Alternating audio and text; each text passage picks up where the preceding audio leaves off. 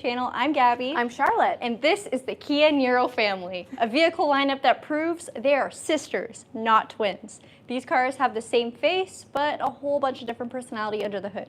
So Charlotte, what are we doing in today's video? That's a great question. If you're watching this video because you want a full in-depth walkthrough of every single model, this isn't the video for you.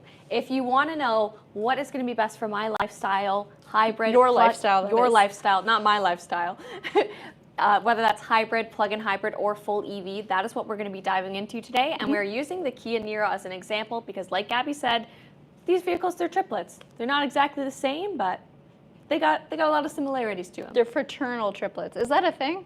Let us know in the comments down below. Today it is. So just a quick breakdown. This white one is our hybrid. So this is the introductory trim level or introductory model for the Kia Niro. Right behind me, flipped the other way, is the plug-in hybrid. That's going to be our middle ground. And then the blue one is the full EV. So again, fully electric, you just plug it in, no gas. These two vehicles will both have a gasoline engine as well as an electric motor. Perfect. Charlotte, what should we start off with? Should we do a front-end little look, talk about some of the functions in the cars, talk about the powertrains? I think let's take a look at the functionality first, Okay. the styling first, because that really translates to all of them, and then we will get into what you guys want to know. We also will have a dedicated Q&A at the end of this video because it is live, and that is so that we can answer your questions specifically, or if you want to troubleshoot for yourself on if a plug-in hybrid, or full EV would be best for you. There will be a lot of Q&A in this video, like Charlotte said, because we want to really know what your questions are if you are shopping between 3 different powertrains. We'll break it down for you guys based off what you ask. So can we start off with showcasing the hybrid, Charlotte? Yeah, I think that makes the most sense. Let's do it. I'll do a quick talk about the front end of this vehicle. Now, the hybrid and the plug-in hybrid will have a lot more functional cooling in the front end, and that's simply because they do have an engine to cool down. It's not just battery or hybrid components. For the front end here, you'll notice a lot of black plastic with a little bit of satin chrome too. The headlamps have a daytime running light that is a full LED, but the main bulb is going to be a traditional halogen bulb. That is true for almost every single trim level of the hybrid, except the SX top trim, where you'll get a full LED option. For the plug-in hybrid, however, there is no full LED option. The highest trim level of the PHEV will still have this headlight style. Both of these, or I should say all 3 of these vehicles, also come with just about the same safety functions. So things like highway drive assist, smart cruise control, lane keep, and follow assistance are all available on select trim levels. Today we have the absolute base model for the hybrid, so things are pretty straight up and pretty simple. However, for all hybrids, you will have the same powertrain. I'm just going to quickly pop the hood to talk about it today. I'm going to spare popping the hood on the plug-in hybrid vehicle, just because a lot of things will carry over, such as the engine size and displacement. But of course, you will have additional hybrid or PHEV components. Now for your main hybrid, it is a 1.6 liter naturally aspirated gasoline direct injection engine. However, you still have an electric motor and again, a hybrid powertrain. This vehicle produces 139 horsepower with 195 pound-feet of torque, and 42 of those horses are actually powered from the electric motor. So the electric motor does provide a good amount of power to this vehicle. You'll also notice when driving this vehicle, sure, it's not a race car, it's not crazy quick, but it does have a good amount of torque thanks to its electric motor. Your transmission is a 6-speed, which is quite nice, and will spend a lot of its time in EV mode, although it doesn't have the option to select EV or full electric range that the PHEV might have. We'll talk more about that later. Now, when we move over to the plug-in hybrid, we still have a 1.6 liter gasoline engine, except this time we have an 11.1 kilowatt-hour lithium-ion polymer battery as well. So that is where you get the extended range. We have a larger battery capacity that can actually accept charge. You'll find 2 fuel type doors on this vehicle. I say that loosely. One is going to be for plugging in your car, electricity, and the other one is just for regular gasoline. I'll show you guys them. So let's go around. Probably should have gone the other way. It's a little tighter here. Over here. Oh no, this is the pop one. We got our gas door in the back. There we go. With a 37 liter tank, so a fairly small fuel tank. It's actually the smallest in the Kia lineup. This is really nice because you're not going to spend a lot of time at the fuel pump, and it's just regular unleaded fuel. close this and we'll talk about the charge port. Now the charge port is the push style, so as long as the car is unlocked, you'll give this a push and it'll open for you. Our PHEVs are AC only charging, so what that means is it's a slower charge, but it will typically be done overnight. So if you do not want to get any special wiring or installation for your garage or home, that is okay. The vehicle does come provided with a level 1 charger. It's simply a household outlet, so a 3-prong outlet, you plug it in and it will charge your vehicle overnight. If you do decide to go to a shopping mall and use one of their public chargers though, it is a whole lot quicker. You get back to your car after 3 hours and you'll have a full charge there too. Now I didn't talk about horsepower and torque for this one. This vehicle, again, same 1.6 liter 4-cylinder, except now we have that larger battery and that electric motor that will give you 180 horsepower with 195 pound-feet of torque. The main kicker for the plug-in hybrid though is the fact that you have up to 55 kilometers of pure electric range, which if you're not too familiar with hybrids, plug-in hybrids or EVs, you may seem to think, I can only drive 55 kilometers on this car? That sucks. Only 55 kilometers for full electric. After that, this vehicle still uses gasoline and you still have a fantastic range of driving with your gas engine. So it will use both. You can actually cycle with a button inside the cabin to select when you'd like to use EV, when you'd like to use hybrid, or when you'd like the vehicle to select it automatically. And now for the full EV. The full EV will have the same range across all 3 different trim levels. So you'll have a 407 kilometers of all-electric range thanks to its 64.8 kilowatt-hour lithium-ion polymer battery. It's front-wheel drive only, as are all trim levels and models of the Kia Niro. You will get 201 horsepower with 295, I believe, might have to fact check that, pound-feet of torque for the Kia Niro full EV. The charge door is on the front. You can check it out here. We have both AC and DC fast charging on this vehicle. It's built on a 400 volt infrastructure or architecture for charging, which means we can take it from 10 to 80% in 45 minutes on a 100 kilowatt fast charger. Pretty good. Now, if you are plugging it into a 350 kilowatt charger, it's not going to be as fast as something like the Kia EV6, which will take it from 10 to 80 in 18 minutes. This will do it in 43, so very minimal difference there. That's about it for my quick powertrain review of the vehicle. Charlotte is going to talk about a couple different things, and then we will get into your Q&A, or the questions. All right. So now we're going to go and take a look at the interior and see a little bit about what sets these vehicles apart. Now this is going to be a little bit more specific to the Niro lineup and less about the hybrid, plug-in hybrid EV lineup, but a lot of it is going to hold true, especially when you are comparing it with other makes and with other vehicles in the Kia lineup. So I'm going to have Gabby just give a quick pan of the cabin, if she can come around. Sorry, Gabby. Yeah, it's tough today. All the cars are very close. So keep in mind that this is going to be the introductory trim for the hybrid. So you're able to get a look at everything. And the hybrid in the Kia lineup is also what is going to offer the most amount of trims. There are 4 trims available for this. And with that is you're able to have a lot more variation in features. So you can start off with something that's a little bit more basic, like what you're seeing today, with cloth seats, smaller screen, all of that stuff.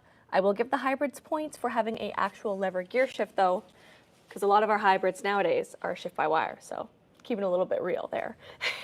But also with this trim, or my apologies, not with this trim, but with the hybrid powertrain, is because you have the 4 different options, it gives you so much more variation where you really can get something that is more premium with synthetic leatherette seats, dual 10.25 inch screens, integrated navigation, all of that good stuff. So again, very nice when it comes to the hybrid, big fan of it. Heads-up display is also an available feature, which again, I know a lot of people like. Just one quick note about the cargo space in the plug-in hybrid is this is actually going to offer you the smallest amount of cargo space.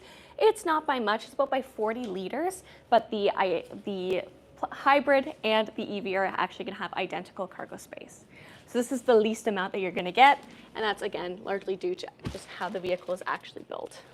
There's actually still a lot of cargo space in this car. There's still a good amount of hidden storage space here, which is very nice too. I might put this down for now that you guys can also get a look at the tail end of the vehicle. Spoiler alert, they pretty much all look like this. Yes.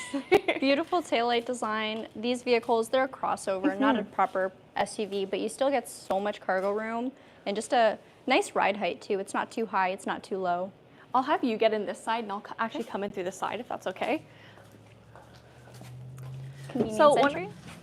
So when it comes to the hybrid the plug-in hybrid powertrain, You actually have 3 different options for this one. This is going to be a mid-trim, but what I really want to point out is the fact that you have this switchable button here.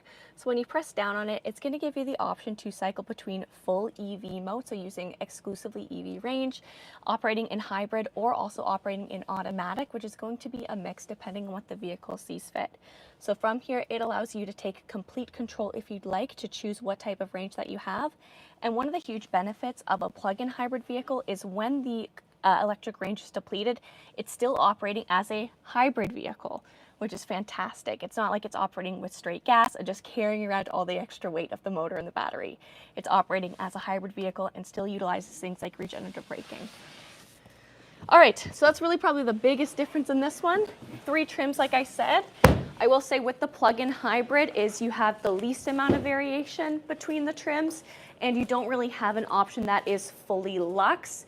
No matter what trim you get, of course, for the 2 top trims, it's still going to be a cloth and synthetic leather at base.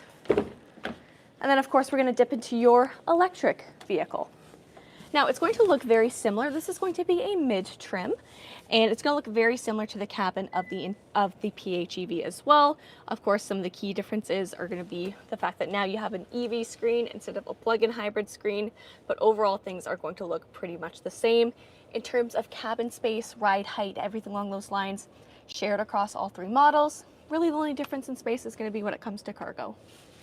With this trim, there are also 3 different options. However, the introductory trim is equipped with a lot more items, such as, dual 10.25-inch screens, navigation right off of the bat.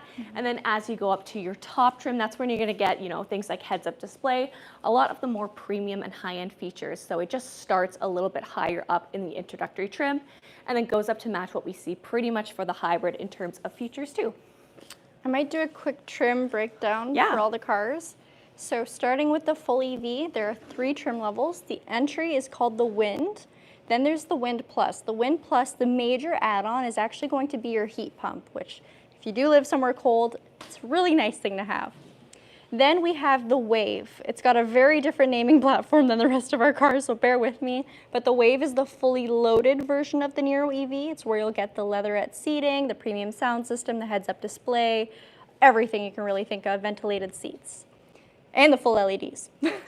Then we got the PHEV. It's got 3 trim levels. We got our introductory trim, I believe it's called the LX. Then we got the EX, and then we have an EX Premium. So there's no SX real top trim, but you do get a power lift gate on the very top trim level. You'll also get a power driver's seat, which is quite nice. So just a couple more comfort functions.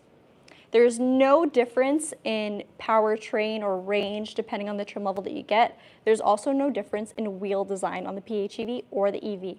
All models will share the same wheels, which I should probably show you guys. This is a 16-inch alloy, nice Kia center cap. They are Aeroblade wheels, so they're meant to be more efficient, being as this is a green vehicle. And then the EV has its own special wheel. Check that out. This is shared across all of the EV trims. Very nice. This is also, this is a 17-inch alloy. So 16s, 17s. And then when it comes to the hybrid, we have 4 different trim levels. So there's the LX that we have here today. This is your introductory trim. Then we get an EX, then we get an EX Premium. All 3 of those share the same 16-inch alloy that we have on the PHEV as well. And then when you go over to the SX model, it'll actually amp it up to an 18-inch wheel with a more premium design. However, it will reduce your efficiency a little bit. And that trim level is also where you'll get power driver seat, premium sound system, full LEDs, power lift gate. All right, I didn't talk about the fuel tank size of the PHEV, I think. It's 32 or 37 liters. You did mention that. Oh, okay. Because it's the smallest one in the lineup. 37 liters, and then a 42-liter tank for the regular hybrid, and then of course there's no fuel tank for the EV. I'll bring that for you. All right, Charlotte and I are gonna sit down now and answer your questions. All right. So we're just gonna pull everything up here, that way we can go and take a look at what you guys are saying about all of these. I might scoot back a little bit more actually. Different vehicles and the different powertrains that they offer. And here's a question for you. What do you think you would prefer, hybrid, plug-in hybrid, or full EV? And then also, I just realized I was wrong about the torque on the full EV. It's 188 pound-feet of torque. I think I said it was 195. Or maybe I was right the first time. Probably not, though. Okay. The confidence. It's hard when you got 3 different vehicles. 3 different vehicles, 3 different powertrains, and yet they all look the same. Mm-hmm. So, oh, Paul, thank you so much. Oh my goodness, Paul, thank you. Let's see if I can even open this video. YouTube has been very bad to me lately. I can't view today's video. If not, I will help you. King Bob said, I want a plug-in hybrid. I have to say, I think plug-in hybrid makes the most sense for me too. It's one of my favorites. My mom actually has a plug-in hybrid, and one of the standout best features of it or functions of it is the fact that if you're running around doing errands in the city, you can do that all on EV. 55 kilometers is a lot of range for just running errands and doing daily tasks. And then at the end of the day, plug your car in, you're totally fine. For most people, it could actually handle your entire commute. If you work in town, you're not doing highway, totally, absolutely. I definitely could. Another thing is, like, again, if you don't feel like installing a charger at your home, do not fret. Chances are you will have a regular wall outlet, and even if you don't, you still have a hybrid vehicle. It's still going to be efficient. So should we do a little bit of a breakdown from what we've seen customers say and what we've seen customers do on who would maybe benefit from a hybrid, plug-in hybrid, and straight EV? Yes. So I think for hybrid is someone who would benefit from this would be someone who has either short or longer commutes, someone who does not have the capacity for installing a charger or anything like that, whether you live in a condo building, whether your home just isn't suited for it. Maybe you park on the street. Maybe you park on the street. And then also you just still want the ease and the convenience of utilizing gas, but you want to get the better fuel efficiency. What about plug-in hybrid? Plug-in hybrid, like I just said, if you're someone who maybe works in town or does a lot of in-town driving and you really want to capitalize on the fact that you can just use EV for that kind of driving, but you also do the occasional long road trip and don't want to have to plan your trips around charging stations. And then, of course, for EV, I'd recommend this for someone who wants something that is fully electric, of course, something that cuts out the gas station entirely, somewhere where you are able to utilize a level 2 charger at your home, because that does make it significantly more convenient. And yeah, generally someone who does shorter or longer commutes and wants to cut fuel out of their budget. Henry asked a great question. How's the adoption rate of plug-in hybrid vehicles evolving in Canada compared to fully electric? What are the key factors influencing customer choices? So there's a couple of them. One of the biggest, I will say, is range anxiety. EVs, they're fantastic, but for some people, they just don't fit into their lifestyle. Maybe they don't want to install chargers again, or they don't want to have to plan their driving around charging if they are someone who does a lot of longer haul road trip style driving. Another one is price. So here for Kia at least, we have a couple different options for plug-in hybrid SUVs. We got the Kia Sportage, we got the Kia Niro, again, not an SUV, but a more larger vehicle. It's not a tiny, tiny car. And then we got the Sorento. So those are 3 fantastic plug-in hybrid options. Now for full EV, if you're looking for an SUV, we only really have the EV9 right now. That's our 3-row all-electric SUV. And that's kind of expensive. Definitely. It's not in everyone's budget, so something like a Kia Sportage or Kia Sorento might be a lot more attractive to the average buyer, based off that.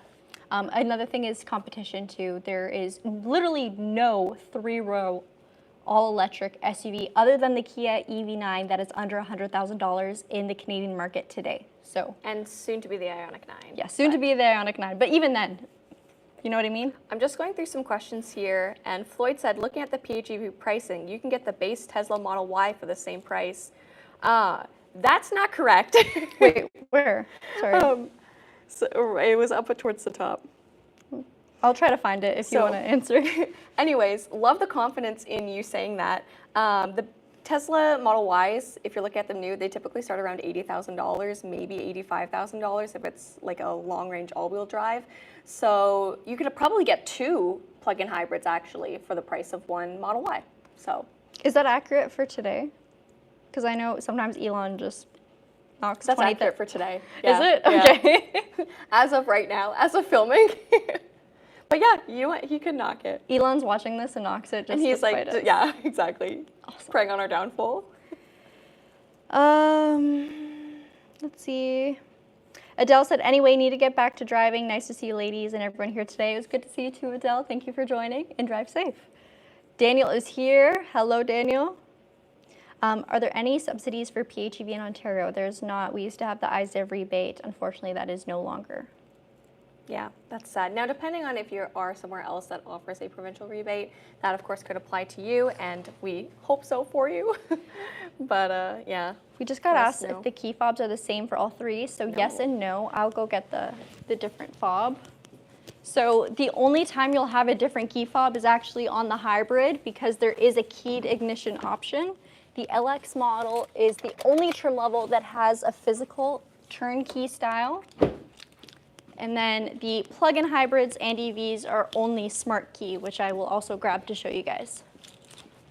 Perfect.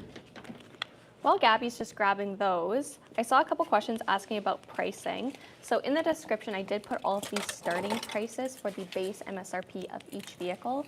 So of course, our hybrid is going to be our most affordable. And for the LX trim, you're gonna be looking at $30,795 as your MSRP. For your base plug-in hybrid trim, that's gonna go up about $6,000, so $36,795.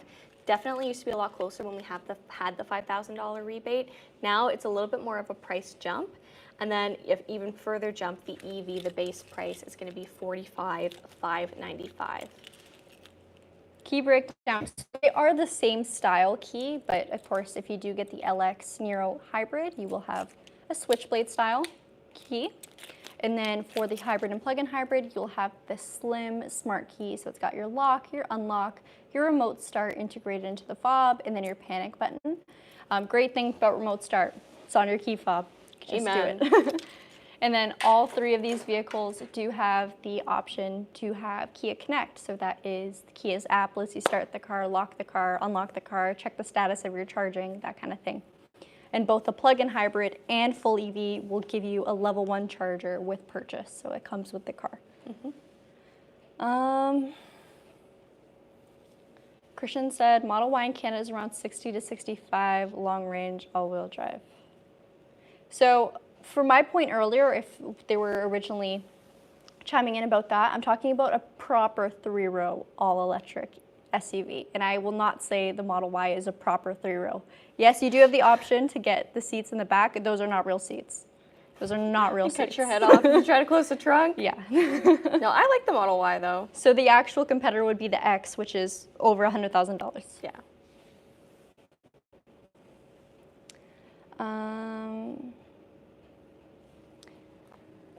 Christian also said Teslas are ugly.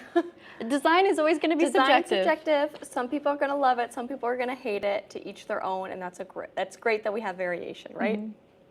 I will say, I do really love the look of the Kia Niro. I love how classic it looks, especially in a world where EVs can kind of look a little funky and strange. I like how the regular EV looks just like the plug-in hybrid and the regular hybrid. It's not an ugly looking car. It looks like a crossover, and that's what it is, just with 3 different powertrain options. Gossett said, on a side note, I did get in the EV9 at the test track at the New York Auto Show, in one word, wow. Yeah. Yeah. The EV9's a wicked car. Okay, everyone's hopping on hating Tesla in the comments. Guys, let's not do that. Let's not do that. TRD RAV4 said, Niros are not selling as well as they should be here in the US. Yeah, I feel like a lot of people kind of forget about the Niro. They forget that it exists. Every time I drive, especially the PHEV, or kind of, Charlotte and I are going to film one, so we get it unwrapped and sit in it. I remind myself of how good a value this car is, how efficient it is. It's actually the most efficient vehicle in Kia's lineup that still uses the gas engine, of course. It's incredible. It's fantastic, actually. Realizing I didn't really talk about efficiency on these vehicles. So the regular hybrid is rated at 4.4 liters per 100 kilometers combined. That is for the first 3 trim levels. Then it switches over to 4.8 liters per 100 kilometers on the SX model simply because of the wheels. The PHEV, also fantastic efficiency. I believe that's also 4.4 liters per 100 kilometers. That's combined, so that will be, of course, your gas and electric. When you are looking at just if you're prioritizing using your EV range, though, again, EV range. So, I kind of forgot about the Niro and was looking at the Kona. Yeah, that's something that we actually hear a lot. They're cousins. They're not quite the true like sister vehicles when you look at the two EVs side by side. But yeah, a lot of people, just to Gabby's point, a lot of people do forget about it. But it is worthwhile looking into because depending on which one you are, it's at an incredibly affordable price point, and yeah, does the job. Also worth noting, if you're shopping for simply EV, the Kona does have the latest tech, which does put it at a more competitive edge over the Niro EV. But if you're someone shopping for a hybrid or plug-in hybrid, the Kona doesn't have that option here in Canada. So we do. Yeah. Henry says, would it be eligible for any federal or provincial electric vehicle incentives or rebates in Canada? There's no federal rebate currently for Canada, but depending on the province that you are in, yes, it would be eligible for some provincial rebates. However, we're based in Ontario, so that's what we have our information off. I know that Quebec is going to be something that is different than BC, than Alberta, so you would just have to double check with your basically your local dealer, just to make sure that it is falling under the proper criteria. But yes, there's no reason why the plug-in hybrid and the electric vehicle would not fall under the rules for provincial rebates. There we go. I got slower speaking there at the end.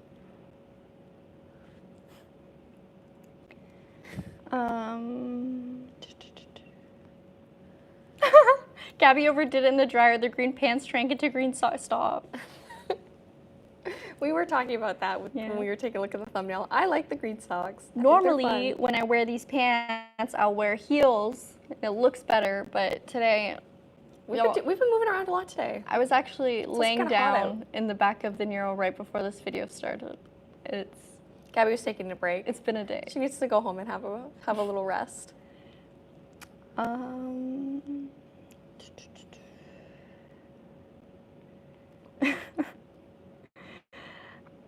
You might have less space if going with the PHEV. Yeah, it's very marginal, the space difference, if I'm being honest. But if space is an absolute must-have for you, hybrid or EV. They do have the same space, yes. If you are talking about it in relevance to the Kona, I know that you said earlier that you were cross-shopping them, or you forgot to cross-shop them actually. The Kona would have more space than the plug-in hybrid, again, the gas or the EV version, but they also don't have a plug-in hybrid counterpart. Joe Mama said, so when you're in electric mode for the PHEV, okay, I think we're back. Sorry, back to that question. Joe Mama asked, so when you are in electric mode, it takes off fast and slower when in gas mode, right? I'm assuming you're referring to the plug-in hybrid. So I will say no. You will have that instant or instant-esque torque feeling. It is a little bit more numbed down from the full EV. But with the PHEV, you will still have a lot more torque than a regular gas car, and that stays consistent whether you're in EV mode or just regular hybrid mode. A lot of the times, both for the regular hybrid and the PHEV, when you're in HEV mode, sorry, I feel like this sounds really confusing, but when both vehicles are in hybrid mode, you're not starting with the EV on this one, it will sit a lot of the time in EV, even if you didn't select it. Just because that's the way our hybrid cars work. If you're at very low speeds or if you're at a complete stop, it's not going to be idling with your gas engine. It's not going to be sucking up gas when you don't need it to be. So that makes both of these cars extremely efficient for a lot of stop and go type driving situations, city driving situations where you're always slowing down. Even if you're just crawling to find a perfect parking spot at the mall, you're not going to be using gas. Also, when I say lots of torque, I don't mean race car number torque. It's just a little bit more, it's a bit more punchy than a regular gas car.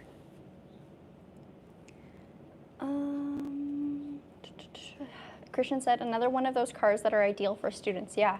If you're, let's say you go to university out of town and you frequently come back to visit your family, fantastic efficiency. Fabulous efficiency. Yeah. Or if you're commuting to school, for sure. MG said, hi everyone, I'm running late today. Hi, all MG. is forgiven. We're happy to see you. Was actually going to trade in my Nissan Ariya for one of these next week. I am so excited not to have to charge any longer and still get great mileage. Fantastic. So I'm guessing you're getting the hybrid too. Yes. Awesome. That's sweet. That's sweet. Anyone from Ryerson? Not me. This is a good question. Can you tell us about the inside of the Kia Niro, because it looks insane? Inside nice look inside of the Niro. So we did a little bit of a quick glance, but if you want to know more about the Kia Niro, whether it's again the hybrid, the plug-in hybrid, or the full EV, we have our playlists all linked down below, which has videos on every single trim of every single powertrain. So if there's one that you want to specifically take a look at, check those out. It might help you out, and it's a full in-depth walkthrough. My aunt probably only puts gas in her Niro hybrid 2 times a month. That is the dream. Yeah. I kind of want to convince Pat to let me daily drive a Niro for a month just to compare the fuel costs. Oh, do a video on it, yeah. Yeah, compare the fuel costs of the Niro versus Yeah, you should pitch that. my car. You should, no. I go from spending $500 a month on gas to I don't want to know how $70. much. Yeah. I had a 2017 and regret getting rid of it. So excited to have one again. Oh, welcome back. Yes. All right, I think we're at about the 30-minute mark, so Yeah. I don't see too many more questions coming in. Do you think they make a hybrid Santa Cruz? After all, it's basically a Tucson. It does share a lot of Tucson characteristics. Yeah. I don't know if we'd get one anytime soon, but I think that it would make sense. I think that it is probably a market that they should tap into, especially here in Canada. But as far as official information, nothing has been said. I think we should definitely do it. Yeah. When is the baby due before we go, and what's the name? I know the name. Gabby I'm not allowed guessed to it. say. Gabby's the only one who has guessed my baby's name. I'm due in August, so I still have a little bit of time to go, but almost there. Thank goodness. And yeah. Can I give a hint? No. Can I tell them what it is? The Like baby's gender? name is Gabby. Okay. No, the baby. Guys, it's my triplets, and their name are Kia Niro HEV, Niro PHEV, and Niro EV. You have 2 EVs. Yeah, it's a problem, isn't it? Oh well, I've already committed. All right, you guys, thank you for watching. Be sure to leave a like if you made it through to the end of this video. Please. Please. Comment maybe if you have any questions that we didn't get to ask in today's video, or if there's any other cars you would like to see, maybe in the same style format video that we did here today. And we hope to see you in tomorrow's live stream at 2 p.m. Eastern Standard Time. Bye. Peace, love, and all of the above. Kia Niro. Oh my goodness. Oh my goodness. Oh my goodness.